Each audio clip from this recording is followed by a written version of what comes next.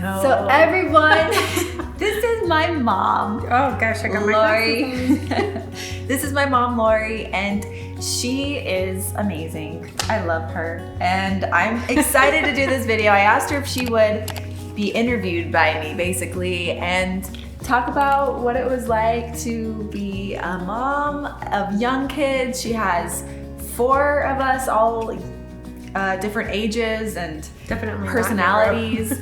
And my mom homeschooled us. My dad had his own business for a long time, so she's like been through a gamut of things, and I felt like she had so much wisdom to give and life experience, and so I wanted to share her with you. Yay! So tag your mom in the comments below. Tell her how much you love her for Mother's Day and just every day, especially the day she birthed you. And let's get into the interview. How old are you when you had me? I'm your firstborn. Yes. So I was 30, and I thought I was too young. Yeah. I thought in my mind, but I was the youngest of 4, and so to me it was like, I'm too young. Yeah, and you were really busy with all the different things happening in your life, with your School. journalism career, and so. Oh yeah, I finished school. Yeah. Yeah. What was that like, going from like not planning to have kids at that age and then getting kind of thrown into motherhood? Well, it was crazy because I was engaged to your dad, and I was like, okay, well, I know this is going to happen eventually, but instead I was in I finished college and I was in the career mode. So to find out I was going to have a baby, I was like, what? poor sweet thing. The great way to start, but yeah. That was the way it was. So it wasn't necessarily like Planned. a lifelong dream, or like, you know, like some people. Well, I always knew I would get married and have kids one day. Yeah. But then just having to go with the flow with me. Thanks, Dad. Once I was born and you started to kind of take on that motherhood role, how did it feel to adjust to motherhood? Like, what were some of the difficult adjustments, or like things that you weren't expecting to love about it? I think the most difficult for me was for sure like being on call at night. Yeah. I was like, Sleep. what? I was so used to being able to sleep, you know, and also being able to just leave when I wanted to and that kind of stuff. So that was the biggest adjustment. Yeah. Anything that you weren't expecting to love about it, like, oh, I actually like this about it? I love just like, you know, holding you and singing, and you know, just all the little girl outfits that you know that you have in the I really didn't expect to really dig it so much. Sweet. I love that you loved dressing me up, because that was one of my favorite things too. Yeah, that was so like, cute. I don't really know what I'm doing, but I'll play dress up with a little baby. We dressed up the cat too. Remember? Yeah. We got doll clothes and we put him on the poor cat, and then put him in the stroller. Oh yeah. Dustin. We have a lot of pictures of that in our photo albums. Poor cat. All the different outfits he was wearing. What is something you thought was so important and you had to do it during motherhood and during the young years with the kids, that looking back now you can like see it wasn't as important, or you put a lot of energy there and maybe you didn't need to, or thought there? Scheduling, like it has to be, you do this, and then this. You know, I thought it was really important, especially like bedtime. I thought, you know, oh my gosh, we have to, you know, and there's sometimes when you want, you know, maybe family time to linger, like if you have a moment where you had a good meal and then you guys were having a good talk, and then you go, oh no, the time. Well, instead just let it naturally end and give it a little more time, instead of always, you know, sticking by the follow clock. the rules, the time. Yeah. It runs your life instead of you using it like a tool and then just setting it aside when it's important. Yeah. And so, yeah. I can do that, actually. Lucas and I were just having a conversation about that. And he's like, maybe instead of trying to follow a schedule and like getting to the end of the day thinking we did all of these things, so it was a successful day. Like starting off with more of like, I want to have a moment where we connect, I want to have a moment where we laugh, I have a moment where we talk about kindness, and like those are my benchmarks instead of like the schedule. Yeah, because it's easy to fall into that. I think to be really present in the moment would allow you to say, okay, this is a moment that I really want to just take in and relax and let everybody enjoy it, instead of like, because that would be my thing, is like I have a set of things I want to accomplish. I'm like, okay, next. And everyone's like, instead of chill, like they're enjoying this one thing. Can we just linger and enjoy that? Yeah. Okay, what were some choices that you made during motherhood that you are grateful or glad that you made? Glad you asked. Wow, motherhood. So I think the biggest thing that I'm glad that I did was to teach you guys about God. And just like have us sit around and like, have a Bible study, but like, it's not, let's memorize the books of the Bible. It was more like, how can, let's just talk about it. Yeah. And let's talk about what that, what it means and how to apply it to your life, and just really practical ways. And I didn't want you guys to hate it as a chore. It's a good discipline, but it would be, that's what I'm glad I did, because I know that it made an impact as I look at you guys, and I'm like, it's a blessing to see that it's a positive thing. I remember a lot of kitchen table conversations, and they weren't perfect. It wasn't like a Pinterest picture. No. But like, I liked it. But it was real life and life in motion, and you were living it out and talking about it, and those memories stuck. When you say life in motion, I remember Chad just like totally, my brother, wiggling around in his seat, getting out of the seat, getting something, coming back. I'm like, okay, Chad, can you tell me what we were discussing? And I thought for sure I was completely stumping him, and he'd go, yeah, you were talking about Daniel, and you were talking about the lion's den, and the angels came and they stopped his mouth, blah, blah, blah. And then he would add to it. He'd be like, well, yeah, that's just like God when he died and they rose again or something. I'd be like, I never thought of it that way. So having those discussions and letting the kids be who they were, and not expecting them to be all a certain way. But I love that. And it's true, because each person's different. Like even in my times with Lila and Everly, I'm just realizing how not to compare and to be like, well, she's sitting nicely, so you should be able to sit nicely. And it's like, well, if I give her something to do with her hands, if she's playing with Play-Doh or something, then she can focus. Or just trying to not look at certain behavior as like the only correct behavior. Right. But like to see the fact that everybody's gonna be slightly different and have their bents, and like working with it. Because right now you have a preschool at your house that my kids go to, and they love it. And I know when I've seen you interact with kids, like that you have like a way of capturing their attention. And so I think a lot of the people who watch this, the moms that watch this, are young moms who have younger kids. What would you encourage them if they're trying to just like have moments with them? Like, how can they better like engage their kids, or like keep them interested in what you're talking about? Or try to relax and not think about what you need to do next, but really be present in the moment, and then listen to what they say and dovetail on whatever they say. Because like if they say, if like just earlier the kids were jumping off the, they were like, look at me, and I'm like, I can't remember exactly what I said, but something about, I'll give you some pixie dust and then you can fly carefully, and it made them stop and poof, your pixie dust. But it's like thinking of that, instead of saying don't do that or just be, I think it's out of fear that we react, instead of like just engaging in a moment and thinking about how you can. And it's okay if you don't want them to do that, but you don't need to react in fear instead. Or if it's a moment that, they can actually do that, it's okay if they jump off the couch, big deal, right? Then make it fun. Okay, I'll pixie dust you, be part of their imagination. That's kind of what I want to say. That's good. Don't be so serious. Yeah, don't be so serious. Don't be so serious with them. I remember one time, so I think it was you, but the crying because the cereal was all gone. They're like, there's no more of the cereal. Do you remember what kind of cereal it was? I don't know. My kids cried over Cinnamon Toast Crunch just this morning. Did they?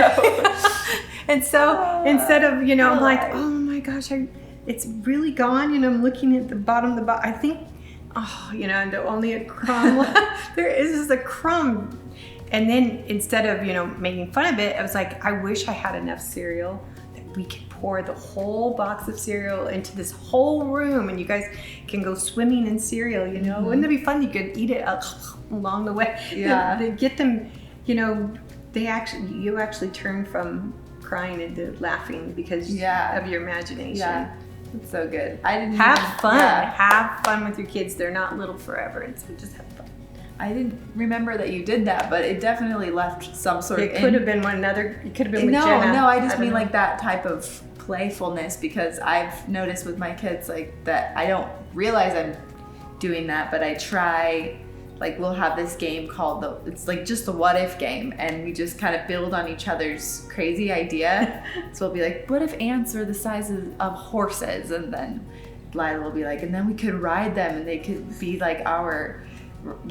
Like we could control them, and then I'll build on it and be like, what if they could fly? And then like, what if there was an ant castle in the sky? And like we'll just keep going and going, and it keeps their attention and makes just normal things that we're doing around the house fun. But that's great.